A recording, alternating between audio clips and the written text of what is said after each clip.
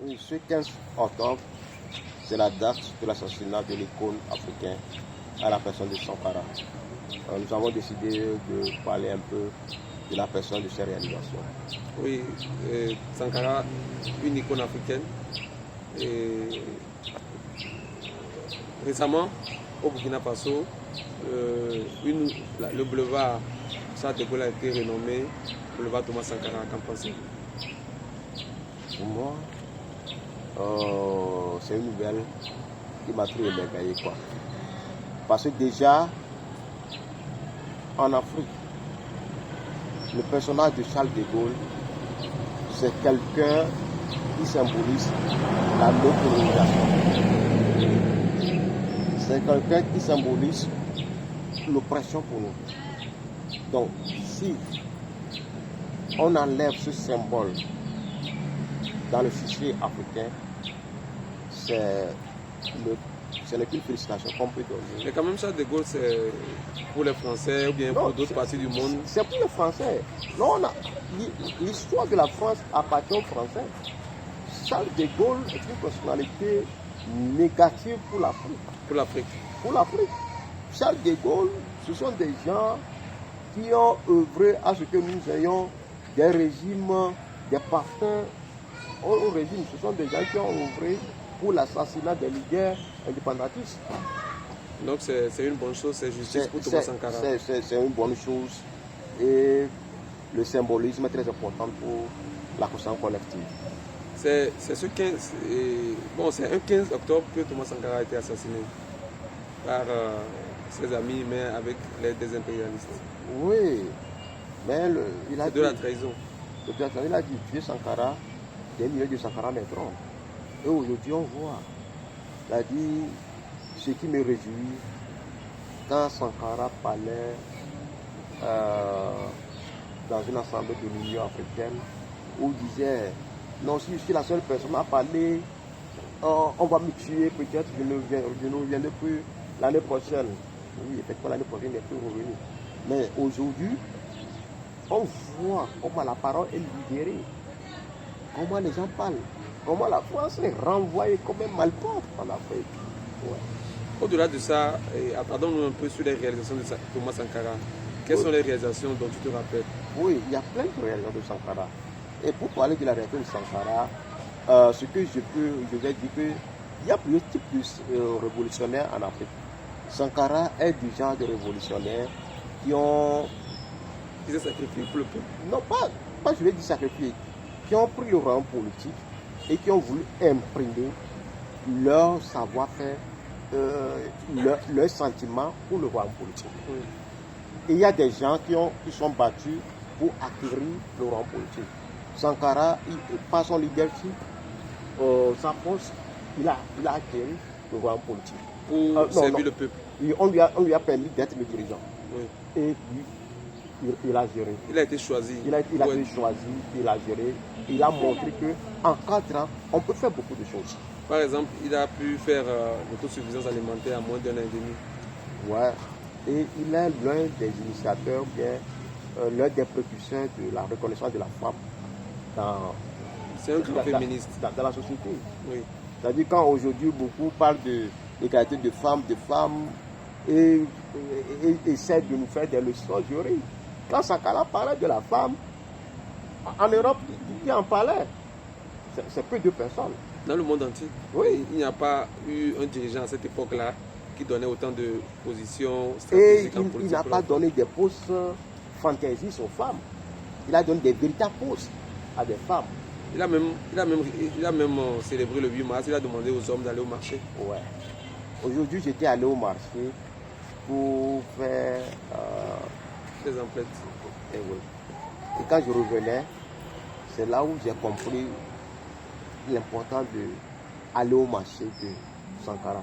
Quand l'homme va au marché, il comprend les difficultés que les femmes ont.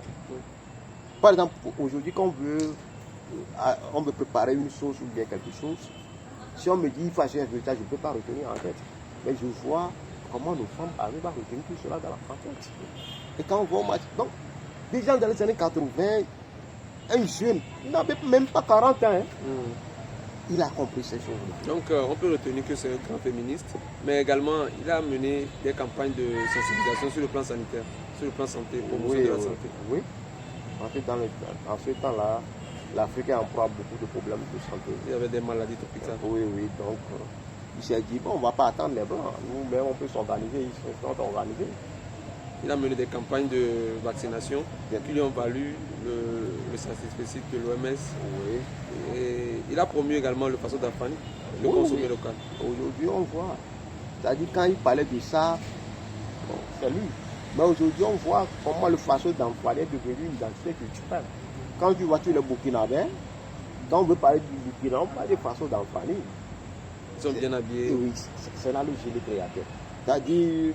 Ils sont bien habillés sans les vestes. Oui, sur les médias, tu les vois quoi. Ils sont fiers de porter leur façon d'employer. La dernière fois, j'ai vu. Et la transformation du cuir. La peau des animaux. Même lors des séances de conseil de ministres, tu vas voir très peu ou bien quasiment aucune personnalité être en veste, si ce n'est dans des façons d'enfermer, des tissus traditionnels bien tissés, bien jolis. C'est ce que j'ai apprécié sur le Gabon. Parce que démystifier cette manière où nous avons en Afrique, que être un grand homme, c'est de porter un costard. Le costard ne fait pas quelqu'un d'un grand homme. Et le costard, c'est une identité culturelle de deux. Nous avons nos manières de s'habiller. Dans le temps en Afrique, c'est les pagnes. Les pagnes avec des sandales, avec des chaînes en or au cou, ou bien des perles au cou, que nos rois s'habillaient, etc. Mais chaque peuple doit avoir sa manière de faire de la publicité pour sa culture. Il parlait aussi de l'autodétermination, de consommer local, de consommer ce que nous produisons. Oui. Et quand Sankara parlait de ça, aujourd'hui, les gens concrets pour nous au Togo, c'est quoi? Les tomates. Dans nos marchés, la plupart de nos tomates viennent du Burkina, un pays désertique. C'est là où vous voyez le pragmatique de la personne. Oui. L'oignon, tout cela vient du Burkina. Alors qu'au Togo, nous avons un climat favorable. Nous avons un sol favorable. Mais parce que les Burkinabés ont eu un leader qui a imprimé quelque chose. Et ils n'ont pas dit que le désert peut être un handicap. Ils n'ont pas dit que bon, l'absence de pluie peut être un obstacle. Ils sont engagés à rendre le désert un milieu propice pour développer leur culture. Au-delà de ça, il arrivait également à mobiliser les foules pour réaliser eux-mêmes des travaux, des puits. Il a même fait un barrage sans l'aide extérieure. Il était contre l'assistanat, l'aide extérieure. Ils ont même fait les chemins de fer. Les chemins de fer, sans l'aide extérieure. Ils ont construit des logements sociaux. Sans l'aide extérieure. Oui. C'est-à-dire, pour moi, le problème de logements sociaux, on a les sols, on a les clés, on a le fer. Et on dit qu'on veut construire une route et on dit qu'on va aller chercher des financements chez l'extérieur. On va chercher le financement chez l'extérieur. Alors qu'on a déjà tout. On a toutes les matières premières. Quel financement on va aller chercher? Qu'est-ce qu'on ira chercher concrètement? On a le sable, on a le fer, on a le ciment. Qu'est-ce qu'on va aller chercher? On a les ressources humaines. Ceux qui construisent la route, c'est qui? C'est les êtres humains. Quand on veut construire une route là, ce sont les maçons, les menuisiers que je connais, qu'on a recrutés, ceux qui ont travaillé. Donc, en réalité, pour faire les routes, on n'a pas besoin de financement extérieur. Parce qu'on a presque tout. Pour moi, c'est une question manque de volonté et la capacité à trouver des fonds pour financer les choses. Qui font que bon, on dit qu'on a besoin des milliards, il faut faire appel de bons, il faut aller chercher des fonds. Non, si on s'organise bien, on peut tout faire. On peut tout faire nous-mêmes, quoi. Aujourd'hui, est-ce que tout ce dont Thomas Sankara parlait, est-ce que c'est encore d'actualité? Est-ce que ça résonne encore? Est-ce qu'on peut s'en servir encore pour aujourd'hui? Il faut voir la jeunesse africaine. Ça résonne. Aujourd'hui, on a l'impression que Sankara vit. Sankara vit. C'est-à-dire quand tu vois la manière dont les régimes dictatoriaux les régimes oppresseurs tombent les uns après les autres. Quand tu vois le discours des jeunes africains, quand bien même il y a certaines formes de romantisme dedans, mais on sait que Sankara dit, maintenant c'est le pragmatisme. Que ça ne se termine pas simplement à l'euphorie du renvoi de la France. Que ça se concrétise à la matérialisation de la transformation de nos sociétés. Qu'il y ait le développement, qu'il y ait des réussites, Oui, oui. comme Sankara en a eu.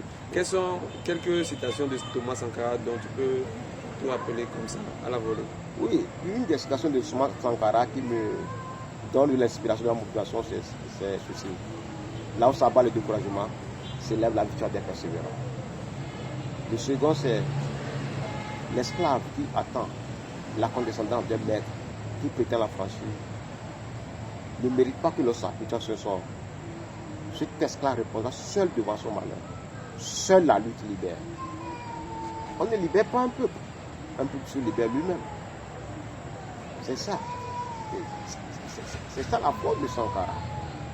Et quand je vois Sankara, je pense à notre venir, à notre leader Tavi Amoré. Je me dis, si Tavi Amoré aussi avait eu le profit d'avoir le rang politique, lui aussi va imprimer beaucoup de choses au Togo. Il n'avait pas eu cette chance-là d'avoir ce rang politique-là. J'ai écouté son programme politique. C'est un des visionnaires du Togo. Si nous, Togolais, on peut s'inspirer du programme politique de Tavi Amoré, s'inspirer du pragmatisme de Sankara, je pense qu'on peut faire beaucoup de choses. Ils ont quelque chose en commun, leur éloquence, ils savaient parler, ils savaient transcender, soulever les foules par leurs paroles.